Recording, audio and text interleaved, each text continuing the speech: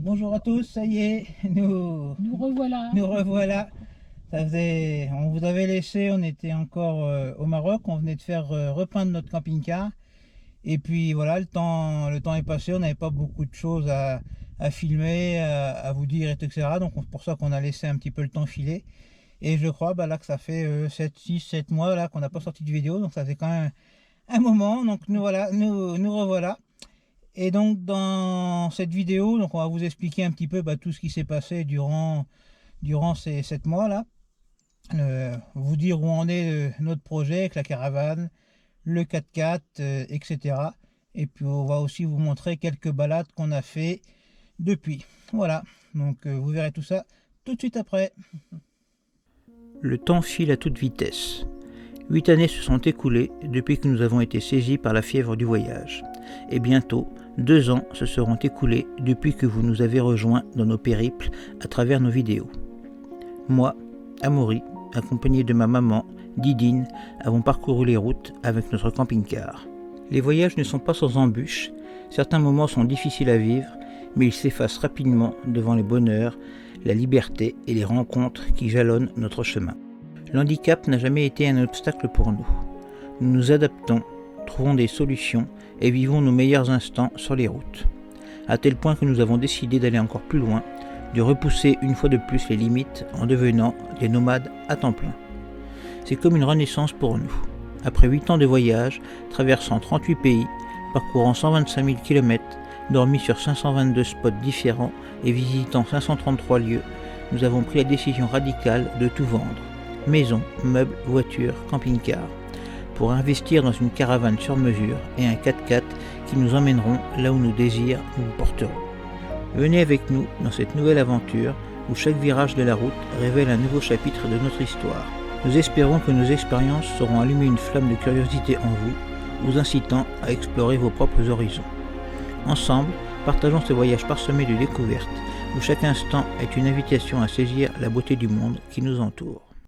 Donc en revenant du Maroc, c'est surtout Didine qui s'est attelée à vendre le camping-car. Donc je vous rappelle qu'on a vendu notre maison pour financer la caravane et donc on devait vendre le camping-car pour financer le 4x4. Et donc cette vente de camping-car, elle a été très très très compliquée parce que déjà son implantation était pas vraiment celle qui était recherchée par le plus de personnes. Et en plus, son état était pas très très très très propre parce que nous, on vivait dedans, on a fait beaucoup de kilomètres, il portait les stigmates de tout ça, il était pas très très propre. Et en plus, on a eu des infiltrations à l'arrière qu'on avait fait réparer. Le test étanchéité était bien, mais il restait quelques traces, donc ça a fait peur à beaucoup beaucoup de monde. Et donc du coup, suite à ça, on a dû baisser beaucoup notre prix. Environ 10 000 € Ouais. par rapport à ce qu'on avait prévu. Voilà. Et on a surtout eu du mal, même en baissant le prix, à trouver des acheteurs. Et avant même de trouver nos acheteurs finaux, on avait même essayé de contacter plusieurs entreprises là, qui font leur pub en disant qu'ils rachètent tous les camping-cars, qu'ils soient même accidentés, infiltrés, etc. Et en fait, là, je vais pas dire que c'est de la grosse arnaque parce qu'ils nous ont pas proposé de prix, ils nous ont pas arnaqué, mais disant qu'ils ont même pas essayé de venir le voir et venir pour l'acheter même à petit prix. Donc ça, il les intéressait pas. Donc en fait, quand ils rachètent un camping-car, pour moi, c'est qu'ils veulent arriver à faire de l'argent dessus. Donc j'ai quand même des doutes à ce qu'ils rachètent des camping-cars réellement accidentés ou infiltrés. Donc, voilà. Bref, on a fini par le vendre donc à une famille avec 2 enfants, donc les lits superposés les intéressaient. Donc ça c'était bien. Donc maintenant il nous fallait la caravane parce que sinon on était dehors. Et en fait la caravane n'était pas encore prête. Donc on s'est dit que ça allait peut-être pas durer longtemps. Donc on a fait un gîte, puis l'hôtel, et ça fait pratiquement 2 mois que ça dure. Donc elle est terminée, mais il y a encore le passage pour l'homologation où on attend le rendez-vous. Donc on espère que ça va se faire rapidement parce que là ça devient critique quand même parce que surtout qu'on va être bientôt au mois de juillet et là les locations vont être très très chères, surtout accessibles aux fauteuils. Donc nous sommes dans la galère. On est réellement SDF là. Voilà, On on n'a est plus des vrais de, SDF, on n'a plus plus de toit. maison, plus de camping-car, on Voilà. n'a plus rien. Bon, le point positif, c'est qu'on a trouvé un 4x4. Je vais laisser Amaury vous en parler. Voilà. Donc oui, donc il faut que j'enchaîne, il paraît. Et puis il n'a pas envie. Donc voilà, donc je vais continuer. Non mais ouais, c'est pas facile en fait. Hein, Donc en même temps qu'on vendait le camping-car, je regardais forcément les annonces de 4x4. Donc notre choix s'était porté sur un Isuzu des dernières générations, donc à partir de 2022, je crois. Ouais, il est de 2022. Ouais.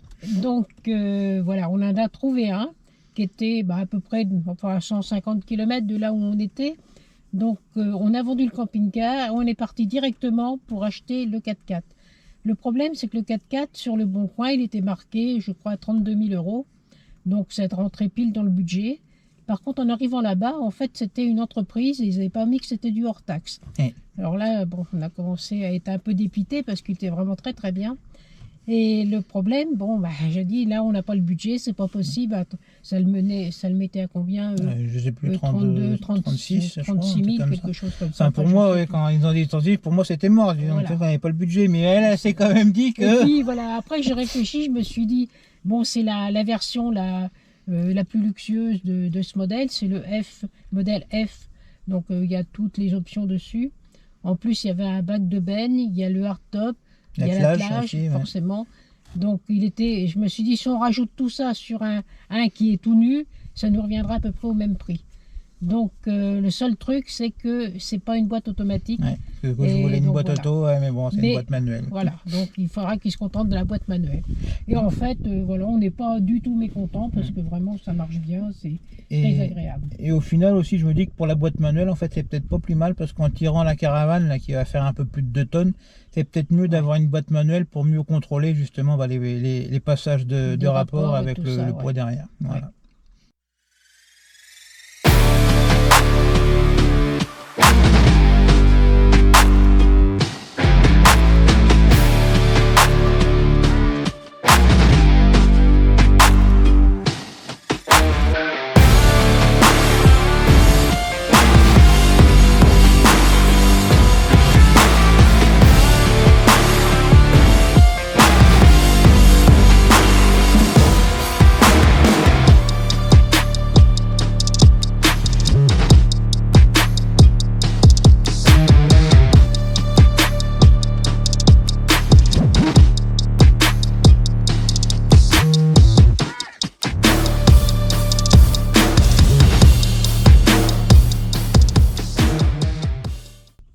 Donc ce nouveau 4x4, il a bien fallu l'essayer. Donc dans les images qui vont arriver, vous verrez donc l'une de nos premières sorties off-road. Donc on essaye un peu d'apprivoiser la bête, les 4 roues motrices, etc. Donc vous verrez tout ça donc sur les chemins qui mènent au village abandonné de Cléda. Voilà, donc c'était une superbe journée avec un beau soleil et des belles images.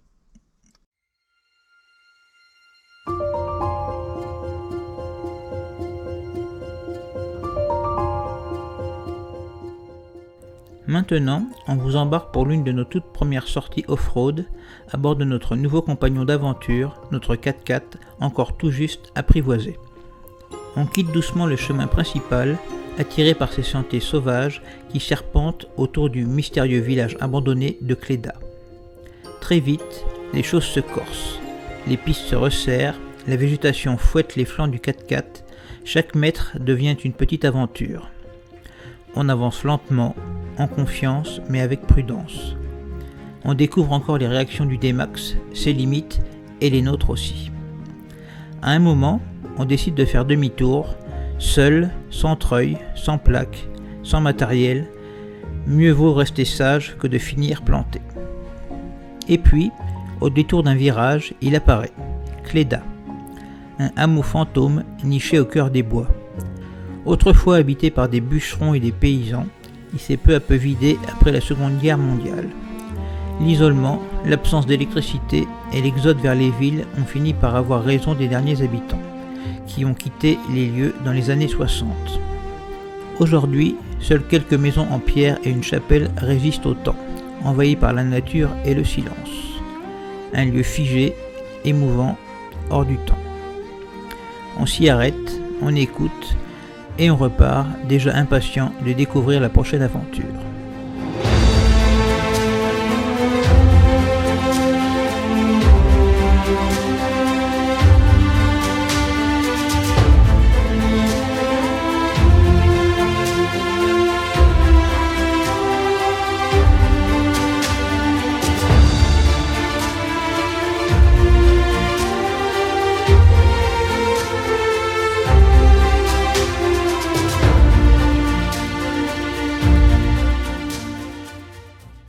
Entre-temps aussi, Amaury est allé visiter les pans de Travassac. C'est un site d'ardoisier, enfin ardoiserie, je ne sais pas trop comment on dit. Ardoisier, je pense. Ardoisier, voilà. Bon, qui est visiblement très intéressant, mais que moi, j'y suis même pas allé parce que c'est pas du tout accessible. Donc voilà, vous verrez ça dans les images qui vont suivre.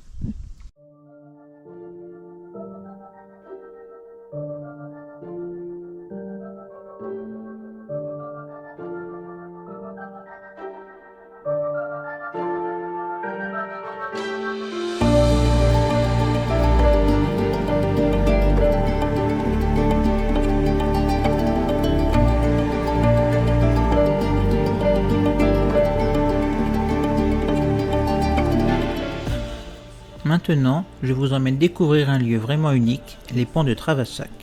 C'est en Corrèze que se cache cet ancien site d'extraction d'ardoise, devenu un décor spectaculaire hors du temps. Imaginez de hautes falaises d'ardoise, fines et dressées comme des murailles naturelles. Un paysage incroyable, presque irréel, qui ne ressemble à rien de ce que j'ai pu voir ailleurs.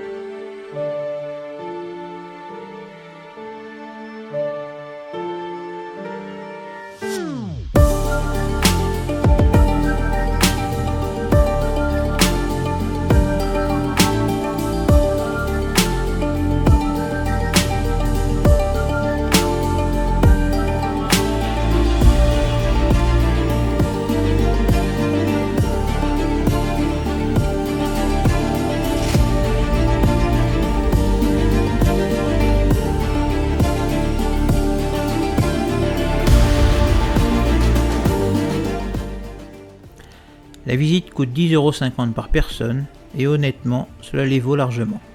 C'est un endroit qui sort de l'ordinaire, impressionnant à chaque pas. On est littéralement plongé dans un décor unique entre nature brute et histoire humaine. J'y suis allé seul car malheureusement le site n'est pas accessible en fauteuil roulant.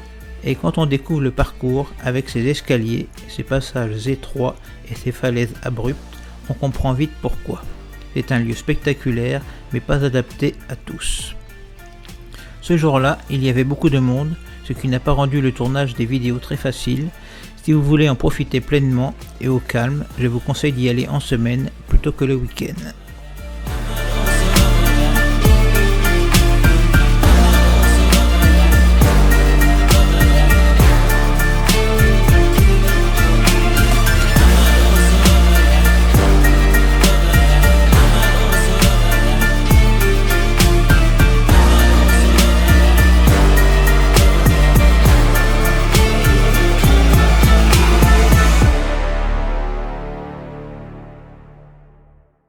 Donc voilà pour cette vidéo. On va donc vous laisser sur ces images en vous disant à bientôt. À bientôt. Et, oui, et ce sera la présentation de la caravane pour la prochaine. Ouais. Alors croisons les doigts pour que ce soit rapide. Oui, que ça soit pas dans 7 mois, quoi. Voilà, qu'on puisse partir au Maroc quand même à la fin de l'été.